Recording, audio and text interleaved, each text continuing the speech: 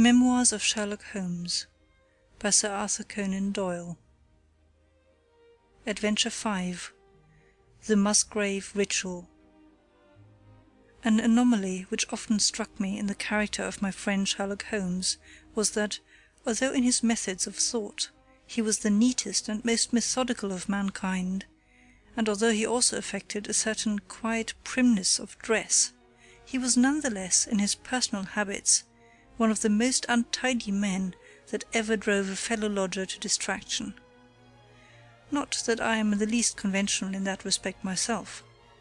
The rough-and-tumble work in Afghanistan, coming on the top of a natural bohemianism of disposition, has made me rather more lax than befits a medical man. But with me there is a limit, and when I find a man who keeps his cigars in the coal-scuttle, his tobacco in the toe-end of a Persian slipper, and his unanswered correspondence transfixed by a jackknife into the very centre of his wooden mantelpiece, then I begin to give myself virtuous airs. I have always held, too, that pistol practice should be distinctly an open-air pastime, and when Holmes, in one of his queer humours, would sit in an armchair with his hair trigger and 100 Boxer cartridges, and proceed to adorn the opposite wall with a patriotic V.R. done in bullet-pox, I felt strongly that neither the atmosphere nor the appearance of our room was improved by it. Our chambers were always full of chemicals and of criminal relics which had a way of wandering into unlikely positions, and of turning up in the butter-dish or in even less desirable places. But his papers were my great crux. He had a horror of destroying documents, especially those which were connected with his past cases, and yet it was only once in every year or two that he would muster energy to docket and arrange them, for, as I have mentioned somewhere in these incoherent memoirs, the outbursts of passionate energy when he performed the remarkable feats with which his name is associated were followed by reactions of lethargy, during which he would lie about with his violin and his books, hardly moving save from the sofa to the table. Thus month after month his papers accumulated, until every corner of the room was stacked with bundles of manuscript which were on no account to be burned, and which could not be put away save by their owner.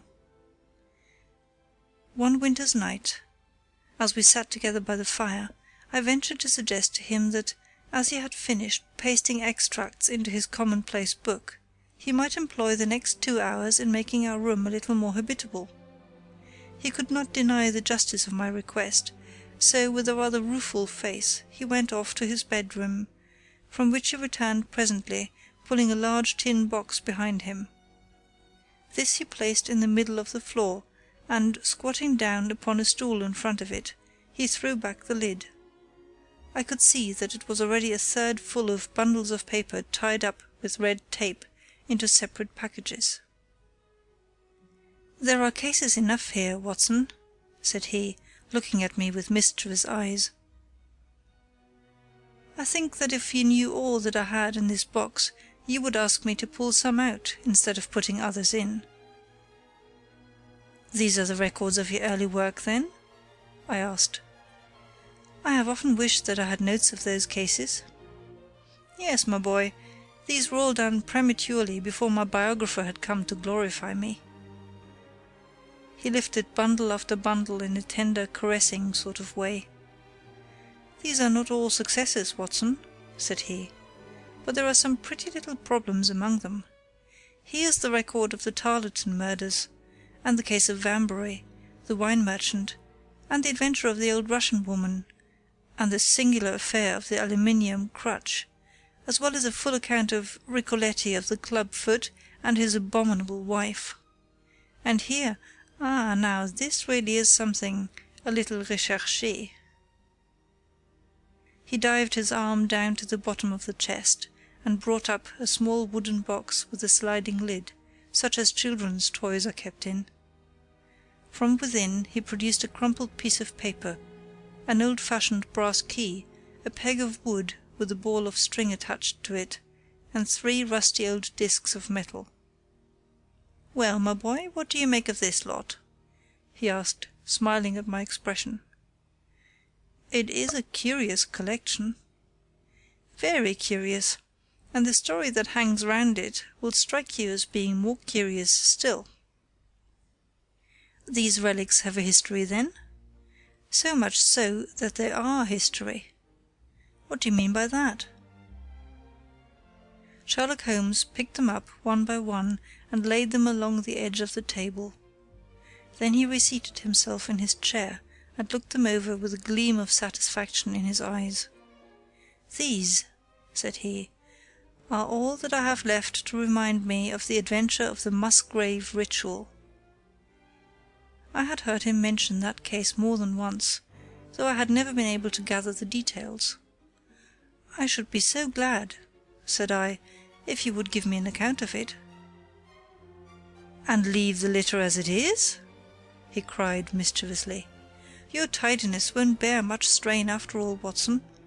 But I should be glad that you should add this case to your annals, for there are points in it which make it quite unique in the criminal records of this or, I believe, of any other country. A collection of my trifling achievements would certainly be incomplete which contained no account of this very singular business.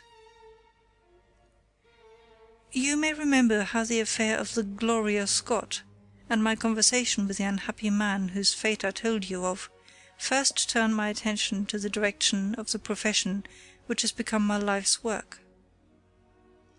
You see me now when my name has become known far and wide, and when I am generally recognized both by the public and by the official force as being a final court of appeal in doubtful cases. Even when you knew me first, at the time of the affair which you have commemorated in A Study in Scarlet, I had already established a considerable, though not a very lucrative, connection. You can hardly realize, then, how difficult I found it at first, and how long I had to wait before I succeeded in making any headway.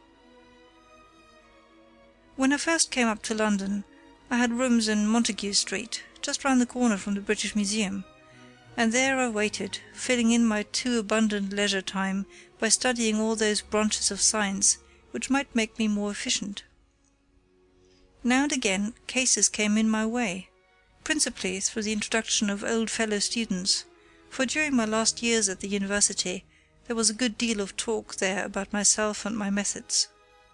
The third of these cases was that of the Musgrave ritual, and it is to the interest which was aroused by that singular chain of events, and the large issues which proved to be at stake, that I trace my first stride towards the position which I now hold. Reginald Musgrave had been in the same college as myself, and I had some slight acquaintance with him. He was not generally popular among the undergraduates, though it always seemed to me that what was set down as pride was really an attempt to cover extreme natural diffidence. In appearance he was a man of exceedingly aristocratic type, thin, high-nosed, and large-eyed, with languid and yet courtly manners.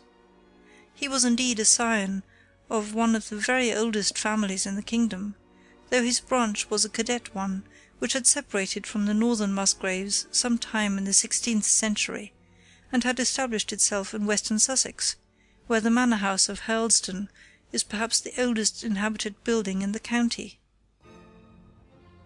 Something of his birthplace seemed to cling to the man, and I never looked at his pale, keen face or the poise of his head without associating him with grey archways and mullioned windows, and all the venerable wreckage of a feudal keep. Once or twice we drifted into talk, and I can remember that more than once he expressed a keen interest in my methods of observation and inference. For 4 years I had seen nothing of him until one morning he walked into my room in Montague Street. He had changed little, was dressed like a young man of fashion.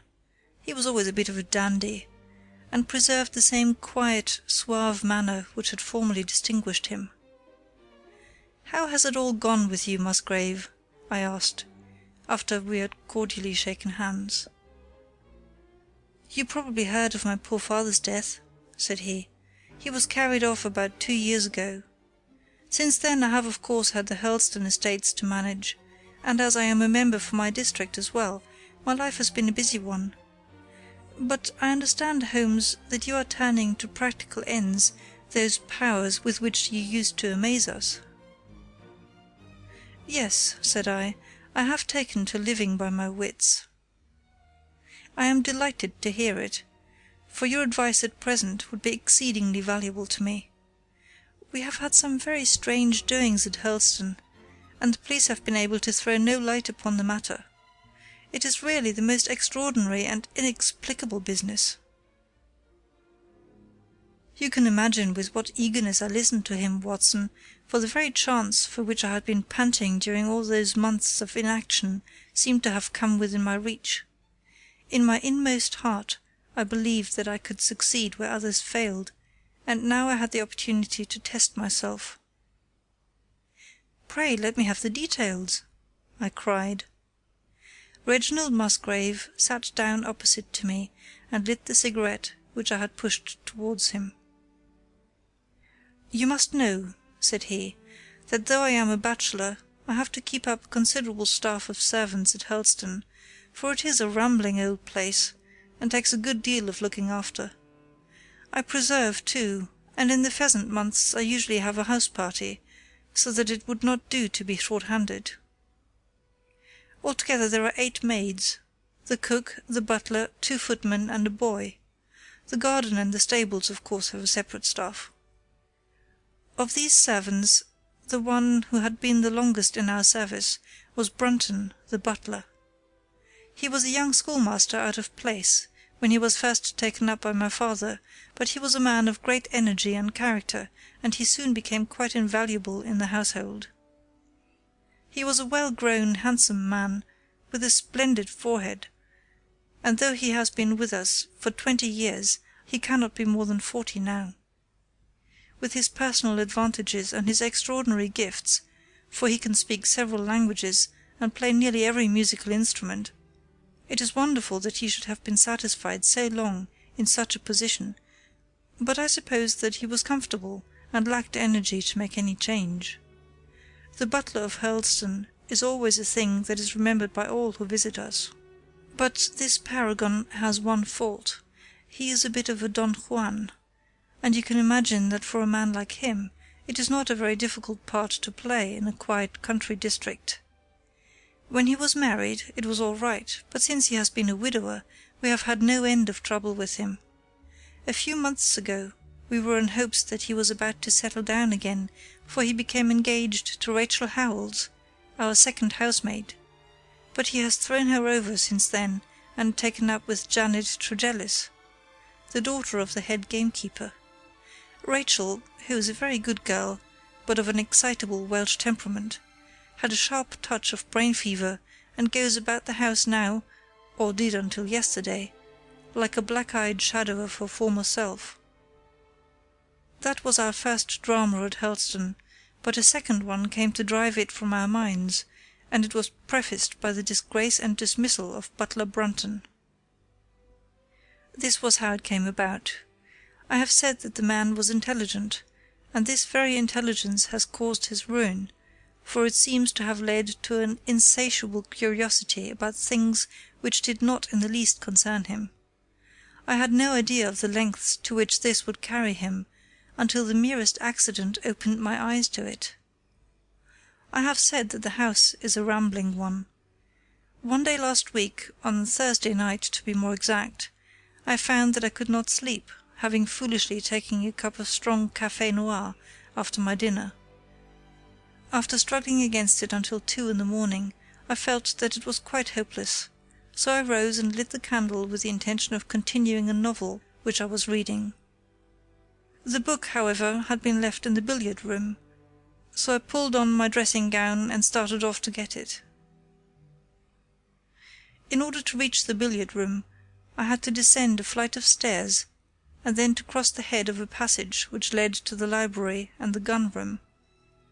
You can imagine my surprise when, as I looked down this corridor, I saw a glimmer of light coming from the open door of the library.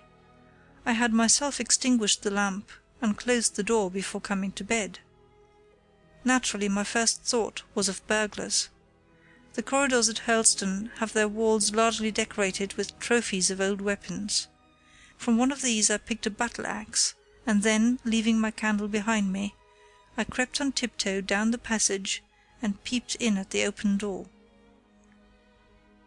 Brunton, the butler, was in the library. He was sitting, fully dressed, in an easy-chair, with a slip of paper which looked like a map upon his knee, and his forehead sunk forward upon his hand in deep thought. I stood dumb with astonishment, watching him from the darkness. A small taper on the edge of the table shed a feeble light, which sufficed to show me that he was fully dressed. Suddenly, as I looked, he rose from his chair, and walking over to a bureau at the side, he unlocked it and drew out one of the drawers. From this he took a paper, and returning to his seat, he flattened it out beside the taper on the edge of the table, and began to study it with minute attention. My indignation at this calm examination of our family documents overcame me so far that I took a step forward, and Brunton, looking up, saw me standing in the doorway. He sprang to his feet, his face turned livid with fear, and he thrust into his breast the chart-like paper which he had been originally studying. "So," said I, "this is how you repay the trust which we have reposed in you. You will leave my service tomorrow." He bowed with the look of a man who is utterly crushed, and slunk past me without a word. The taper was still on the table, and by its light I glanced to see what the paper was which Brunton had taken from the bureau. To my surprise it was nothing of any importance at all, but simply a copy of the questions and answers in the singular old observance called the Musgrave ritual. It is a sort of ceremony peculiar to our family, which each Musgrave for centuries past has gone through on his coming of age, a thing of private interest and perhaps of some little importance to the archaeologist, like our own blazonings and charges, but of no practical use whatever. "We had better come back to the paper afterwards," said I. "If you think it really necessary," he answered, with some hesitation. To continue my statement, however, I relocked the bureau using the key which Brunton had left, and I had turned to go when I was surprised to find that the butler had returned and was standing before me. "Mr. Musgrave, sir," he cried, in a voice which was hoarse with emotion, "I can't bear disgrace, sir. I have always been proud above my station in life, and disgrace would kill me. My blood will be on your head, sir, it will indeed, if you drive me to despair. If you cannot keep me after what has passed, then for God's sake let me give you notice and leave in a month, as if of my own free will. I could stand that, Mr. Musgrave, but not to be cast out before all the folk that I know so well." "You don't deserve much consideration, Brunton," I answered. "Your conduct has been most infamous. However, as you have been a long time in the family, I have no wish to bring public disgrace upon you. A month, however, is too long. Take yourself away in a week, and give what reason you like for going." "Only a week, sir?" he cried in a despairing voice. "A fortnight, say at least a fortnight." "A week," I repeated, "and you may consider yourself to have been very leniently dealt with." He crept away, his face sunk upon his breast, like a broken man, while I put out the light and returned to my room. For 2 days after this Brunton was most assiduous in his attention to his duties. I made no allusion to what had passed, and waited with some curiosity to see how he would cover his disgrace. On the 3rd morning, however, he did not appear, as was his custom, after breakfast to receive my instructions for the day. As I left the dining-room I happened to meet Rachel Howells, the maid.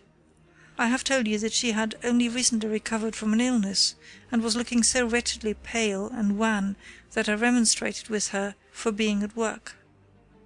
"You should be in bed," I said. "Come back to your duties when you are stronger." She looked at me with so strange an expression that I began to suspect that her brain was affected. "I am strong enough, Mr. Musgrave," said she. "We will see what the doctor says," I answered. "You must stop work now, and when you go downstairs, just say that I wish to see Brunton." "The butler is gone," said she. "Gone? Gone where?" "He is gone. No one has seen him. He is not in his room. Oh yes, he is gone! He is gone!" She fell back against the wall with shriek after shriek of laughter, while I, horrified at this sudden hysterical attack, rushed to the bell to summon help. The girl was taken to her room, still screaming and sobbing, while I made inquiries about Brunton. There was no doubt about it that he had disappeared. His bed had not been slept in, he had been seen by no one since he had retired to his room the night before, and yet it was difficult to see how he could have left the house, as both windows and doors were found to be fastened in the morning. His clothes, his watch, and even his money were in his room, but the black suit which he usually wore was missing. His slippers, too, were gone, but his boots were left behind. Where, then, could Butler Brunton have gone in the night, and what could have become of him now? Of course we searched the house from cellar to garret, but there was no trace of him. It is, as I have said, a labyrinth of an old house, especially the original wing, which is now practically uninhabited. But we ransacked every room and cellar without discovering the least sign of the missing man. It was incredible to me that he could have gone away, leaving all his property behind him, and yet where could he be? I called in the local police, but without success. Rain had fallen on the night before, and we examined the lawn and the paths all round the house, but in vain. Matters were in this state when a new development quite drew our attention away from the original mystery. For 2 days Rachel Howells had been so ill, sometimes delirious, sometimes hysterical, that a nurse had been employed to sit up with her at night. On the 3rd night after Brunton's disappearance, the nurse, finding her patient sleeping nicely, had dropped into a nap in the armchair, when she woke in the early morning to find the bed empty, the window open, and no signs of the invalid. I was instantly aroused, and with the 2 footmen started off at once in search of the missing girl. It was not difficult to tell the direction which she had taken, for starting from under her window, we could follow her footmarks easily across the lawn to the edge of the mere, where they vanished close to the gravel path which leads out of the grounds. The lake there is 8 feet deep, and you can imagine our feelings when we saw that the trail of the poor demented girl came to an end at the edge of it. Of course we had the drags at once, and set to work to recover the remains, but no trace of the body could we find. On the other hand, we brought to the surface an object of a most unexpected kind. It was a linen bag, which contained within it a mass of old rusted and discoloured metal, and several dull-coloured pieces of pebble or glass. This strange find was all that we could get from the mere, and although we made every possible search and inquiry yesterday, we know nothing of the fate either of Rachel Howells or of Richard Brunton. The county police are at their wits' ends, and I have come up to you as a last resource. You can imagine, Watson, with what eagerness I listened to this extraordinary sequence of events, and endeavoured to piece them together, and to devise some common thread upon which they might all hang. The butler was gone, the maid was gone, the maid had loved the butler, but had afterwards had cause to hate him. She was of Welsh blood, fiery and passionate. She had been terribly excited immediately after his disappearance. She had flung into the lake a bag containing some curious contents. These were all factors which had to be taken into consideration, and yet none of them got quite to the heart of the matter. What was the starting point of this chain of events? There lay the end of this tangled line. "I must see that paper, Musgrave," said I, "which this butler of yours thought it worth his while to consult, even at the risk of the loss of his place." "It is rather an absurd business, this ritual of ours," he answered, "but it has at least the saving grace of antiquity to excuse it. I have a copy of the questions and answers here, if you care to run your eyes over them." He handed me the very paper which I have here, Watson, and this is the strange catechism to which each Musgrave had to submit when he came to man's estate. I will read you the questions and answers as they stand. Who was it? His who is gone. Who shall have it? He who will come. Where was the sun? Over the oak. Where was the shadow? Under the elm. How was it stepped? North by 10 and by 10, east by 5 and by 5, south by 2 and by 2, west by 1 and by 1, and so under. What shall we give for it? All that is ours. Why should we give it? For the sake of the trust. The original has no date, but is in the spelling of the middle of the 17th century, remarked Musgrave. I am afraid, however, that it can be of little help to you in solving this mystery. At least, said I, it gives us another mystery, and one which is even more interesting than the first. It may be that the solution of the one may prove to be the solution of the other. You will excuse me, Musgrave, if I say that your butler appears to me to have been a very clever man, and to have had a clearer insight than 10 generations of his masters. I hardly follow you, said Musgrave. The paper seems to me to be of no practical importance. But to me it seems immensely practical, and I fancy that Brunton took the same view. He had probably seen it before that night on which you caught him. It is very possible. We took no pains to hide it. He simply wished, I should imagine, to refresh his memory upon that last occasion. He had, as I understand, some sort of map or chart which he was comparing with the manuscript, and which he thrust into his pocket when you appeared. That is true. But what could he have to do with this old family custom of ours, and what does this rigmarole mean? I don't think that we should have much difficulty in determining that, said I. With your permission, we will take the first train down to Sussex, and go a little more deeply into the matter upon the spot. The same afternoon saw us both at Hurlstone. Possibly you have seen pictures and read descriptions of the famous old building, so I will confine my account of it to saying that it is built in the shape of an L, the long arm being the more modern portion, and the shorter the ancient nucleus, from which the other had developed. Over the low, heavily linteled door, in the centre of this old part, is chiselled the date 1607, but experts are agreed that the beams and stonework are really much older than this. The enormously thick walls and tiny windows of this part had in the last century driven the family into building the new wing, and the old one was used now as a storehouse and a cellar, when it was used at all. A splendid park with fine old timber surrounds the house, and the lake to which my client had referred lay close to the avenue, about 200 yards from the building. I was already firmly convinced, Watson, that there were not 3 separate mysteries here, but one only, and if I could read the Musgrave ritual aright, I should hold in my hand the clue which would lead me to the truth concerning both the butler Brunton and the maid Howells. To that I turned all my energies. Why should this servant be so anxious to master this old formula?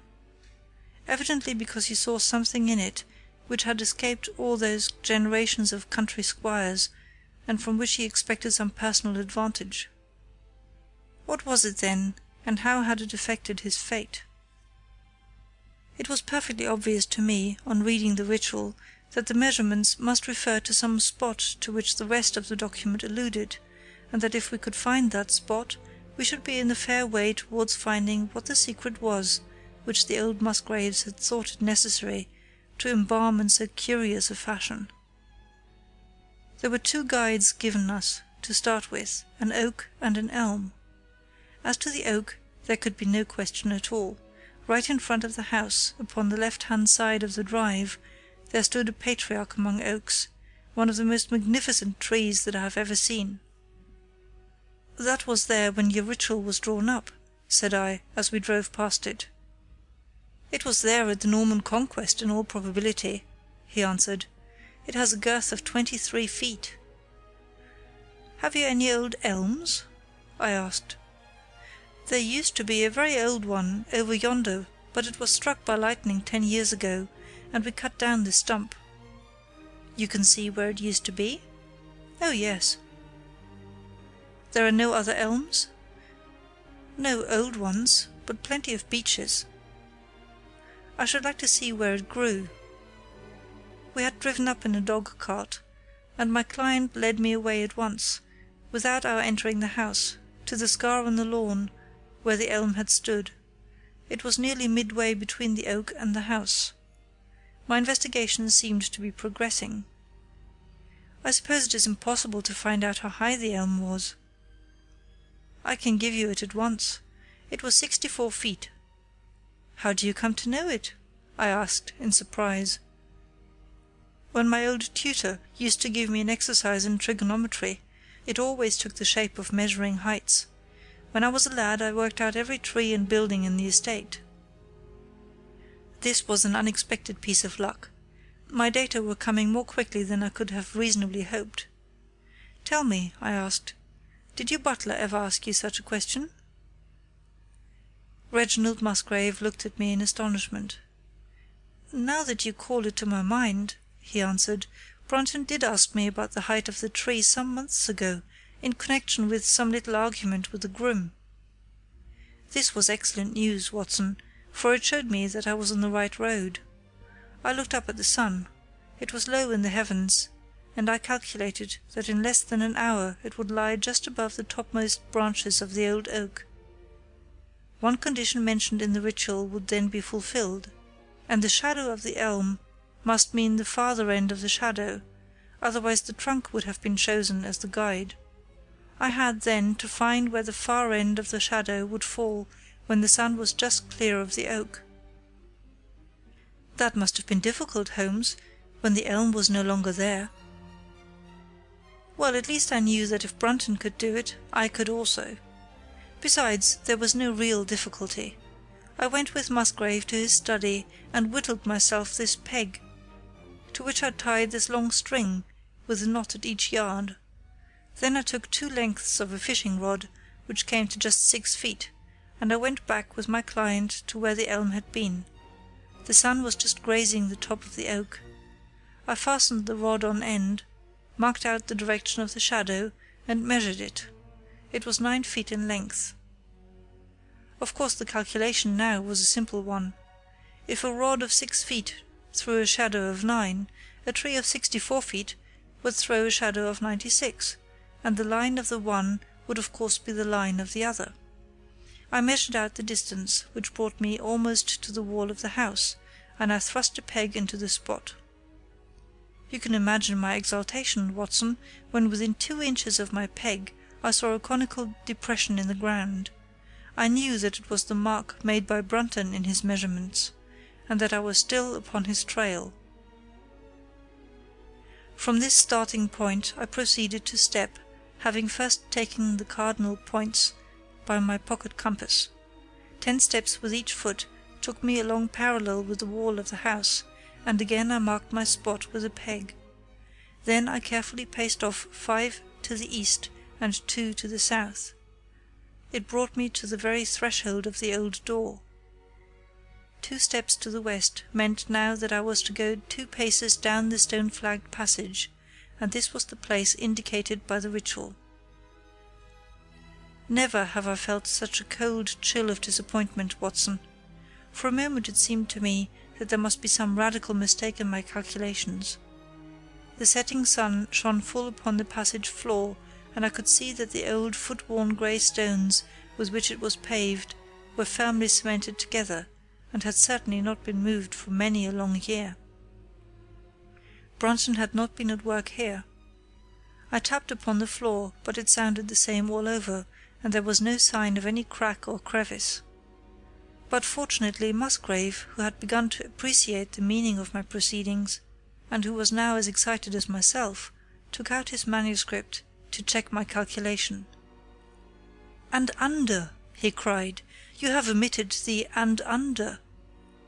I had thought that it meant that we were to dig, but now of course I saw at once that I was wrong. "There is a cellar under this, then?" I cried. Yes, and as old as the house. Down here, through this door." We went down the winding stone stair, and my companion, striking a match, lit a large lantern which stood on a barrel in the corner.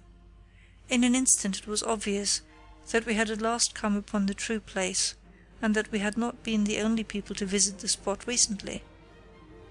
It had been used for the storage of wood, but the billets which had evidently been littered over the floor were now piled at the sides, so as to leave a clear space in the middle.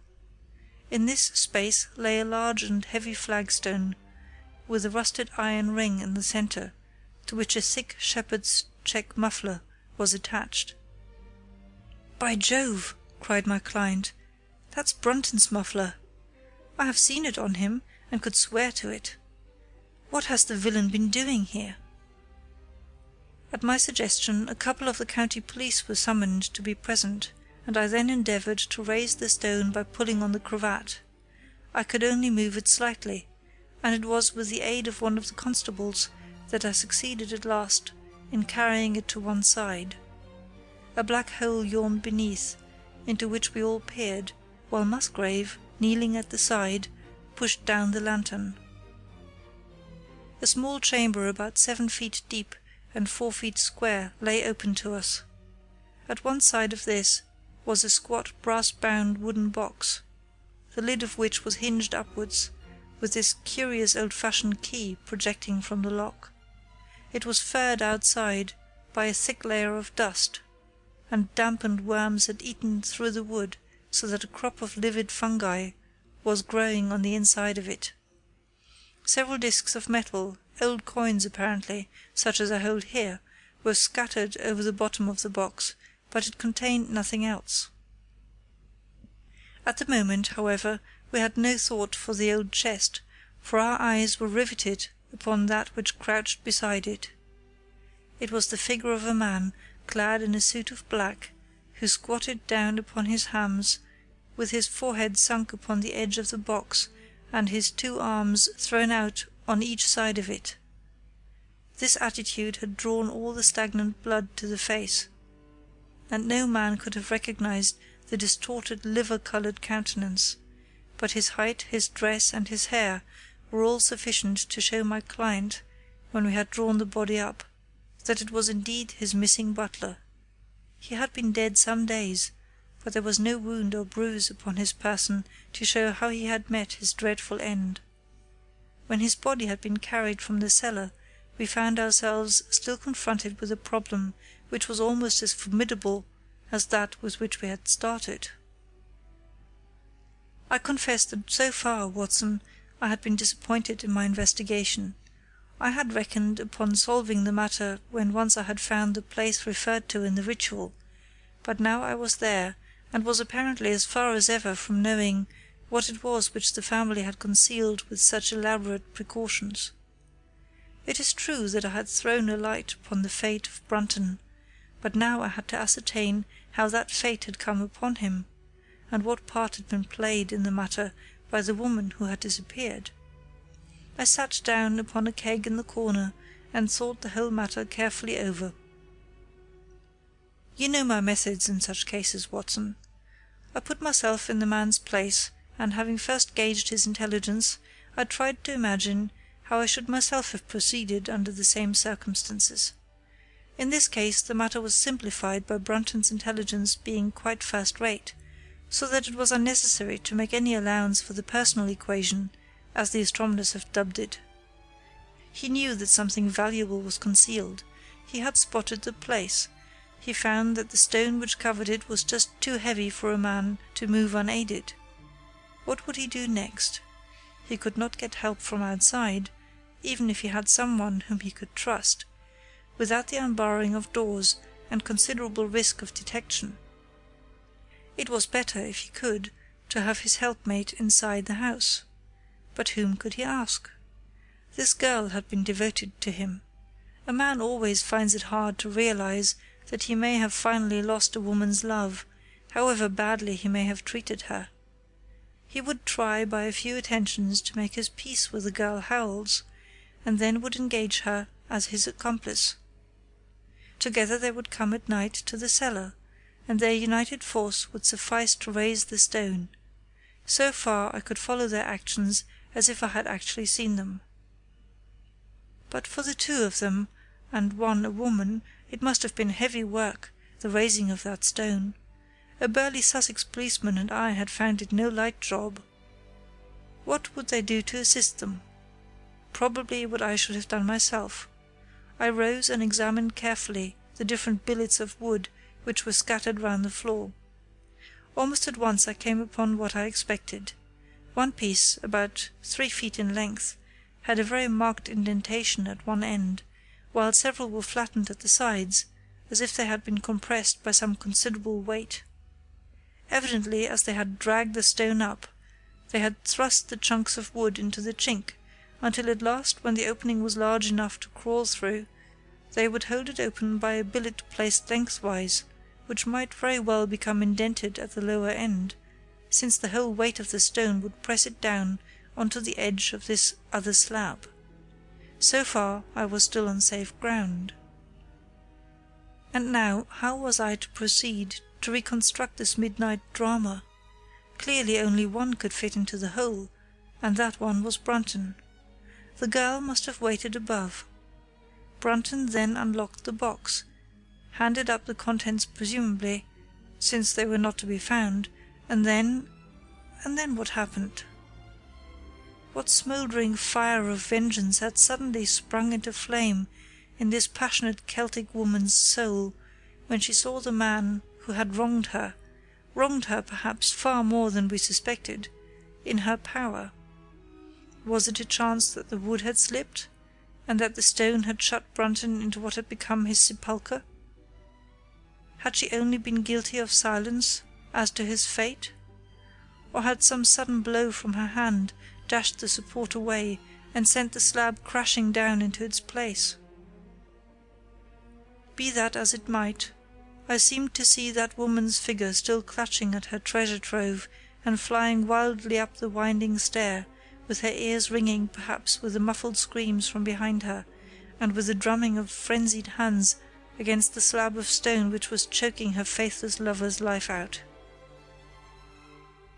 Here was the secret of her blanched face, her shaken nerves, her peals of hysteric laughter on the next morning. But what had been in the box? What had she done with that? Of course, it must have been the old metal and pebbles which my client had dragged from the mere. She had thrown them in there at the first opportunity to remove the last trace of her crime. For 20 minutes I had sat motionless, thinking the matter out. Musgrave still stood with a very pale face, swinging his lantern and peering down into the hole. "These are coins of Charles I," said he, holding out the few which had been in the box. "You see we were right in fixing our date for the ritual."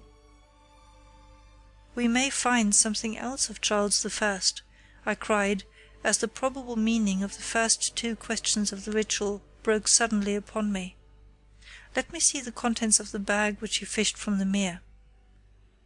We ascended to his study, and he laid the debris before me. I could understand his regarding it as of small importance when I looked at it, for the metal was almost black, and the stones lustreless and dull. I rubbed one of them on my sleeve, however, and it glowed afterwards like a spark in the dark hollow of my hand.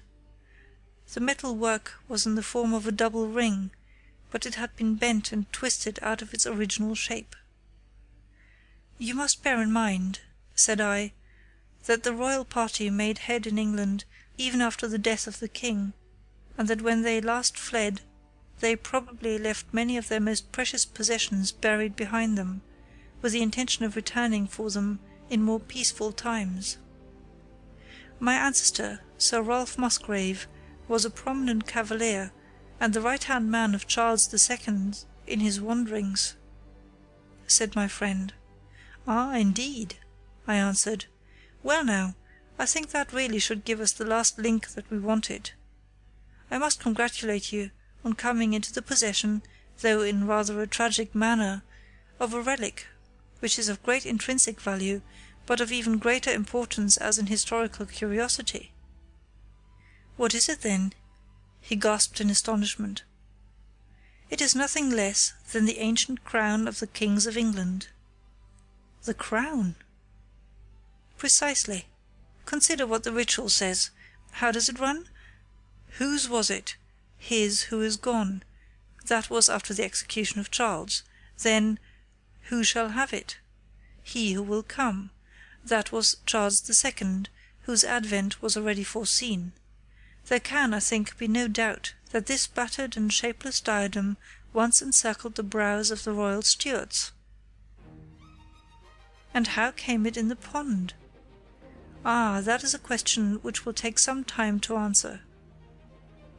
And with that, I sketched out to him the whole long chain of surmise and of proof which I had constructed. The twilight had closed in, and the moon was shining brightly in the sky before my narrative was finished. "And how was it, then, that Charles did not get his crown when he returned?" asked Musgrave, pushing back the relic into its linen bag. "Ah, there you lay your finger upon the one point which we shall probably never be able to clear up.